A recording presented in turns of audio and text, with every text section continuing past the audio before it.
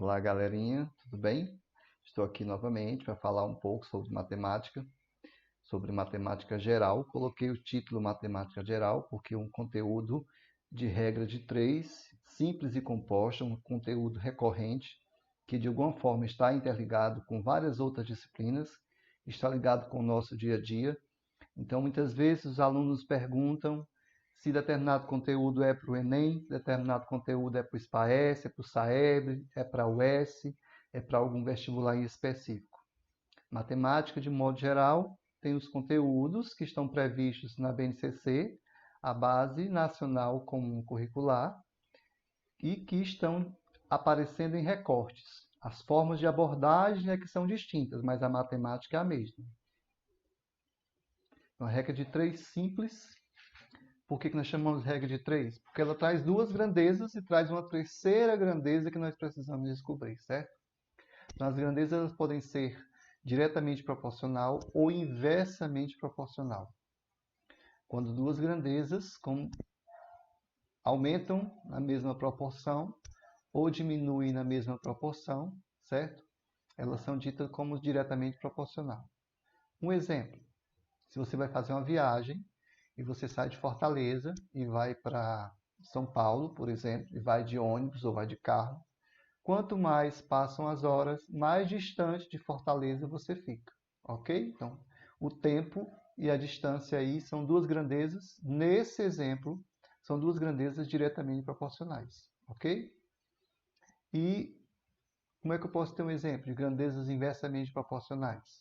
A velocidade é uma mais recorrente.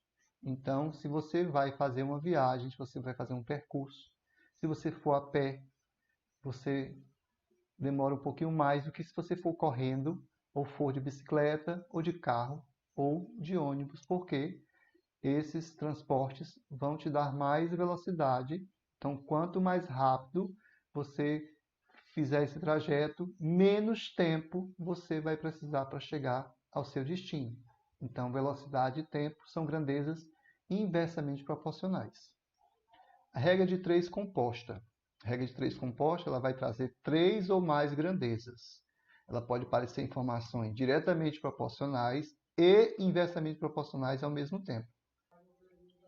Então, a matemática e suas tecnologias no Enem ela tem 7 competências. E essa parte aqui da regra de três simples e composta aparece lá no Enem, na competência de área 4, é construir noções de variação de grandezas para a compreensão da realidade e a solução de problemas do cotidiano. E essa competência ela é subdividida em 4 habilidades, que são essas habilidades que estão aí, indo por um grau de complexidade. A habilidade 15 é mais simples, é identificar a relação entre as grandezas. A habilidade 2 já tem situação-problema para você resolver, envolvendo uma variação de grandezas, direta ou inversamente proporcionais. A habilidade 17 já pede que você possa comparar, construir uma argumentação. São aquelas questões que trazem a possibilidade de muitas vezes você calcular os 5 itens, os 5 valores, e dentre esses itens você argumentar com a resposta, dizendo por que aquela resposta é mais cabível. Lá no SPAES, esse aí é o descritor 18. Resolver situação problema envolvendo a variação proporcional entre grandezas direta ou inversamente proporcionais. No SAEB, que é a prova nacional, é a prova aplicada pelo INEP, as escolas a cada 2 anos. O SPAES é do estado do Ceará, aplica anualmente. E o SAEB aplica a cada 2 anos. No SAEB, esse descritor aparece como resolver problema que envolva variação proporcional direta ou inversa entre grandezas. Vamos à leitura. Uma indústria tem um reservatório de água com capacidade para 900 metros cúbicos. Quando há necessidade de limpeza do reservatório, toda a água precisa ser escoada. O escoamento da água é feito por 6 ralos e dura 6 horas, quando o reservatório está cheio. Esta indústria construirá um novo reservatório com capacidade de 500 metros cúbicos, cujo escoamento da água deverá ser realizado em 4 horas. Quando o reservatório estiver cheio, Os ralos utilizados no novo reservatório deverão ser idênticos aos já existentes. Aqui nessa questão nós temos 3 grandezas. A capacidade do reservatório em metros cúbicos, a quantidade de horas que leva para esvaziar, ok? E a quantidade de ralos que tem em cada reservatório. Então, a primeira grandeza é a capacidade de metros cúbicos. A segunda grandeza são as horas. E a terceira grandeza está em unidade de ralos, quantidade de ralos, tá? Vamos comparar os ralos com as horas e depois com a capacidade, isoladamente, sem nos ater aos valores, tá certo? Coloca aqui a seta direcionada do X para os ralos, o meu X.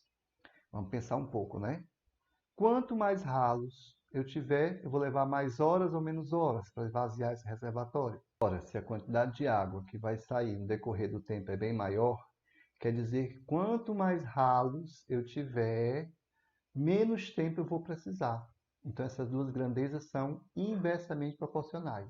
Ó, capacidade e ralos são duas grandezas que são diretamente proporcionais. Quanto mais ralos eu tiver no meu reservatório, ou no primeiro ou no segundo reservatório, quanto mais ralos eu tiver, mais água vai sair. Então, quanto mais um, mais o outro. Então, as duas grandezas são diretamente proporcionais.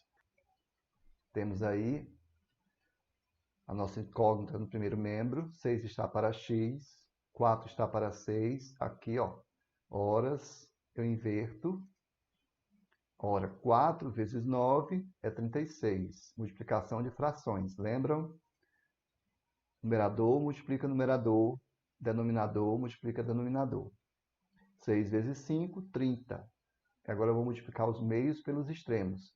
Poderia também simplificar essa fração, dividindo aqui por 6, mas vamos deixar assim, depois com o treino a gente vai modificando um pouco as formas de abordagem. Ficou aqui 36 vezes x, 6 vezes 3 dá 18, 180 no caso, porque tem aqui o zero, ok? Não é 3, é 30. Então, ficou 36x é igual a 180. Novamente, aquela regrinha, né? Quem está multiplicando passa para o outro lado, dividindo. Quando eu divido aqui 180 por 36, vou encontrar a quantidade de ralos que eu vou precisar nesse novo reservatório, que é de quanto? 5 ralos. Valeu, abraços, até a próxima. Tudo de bom.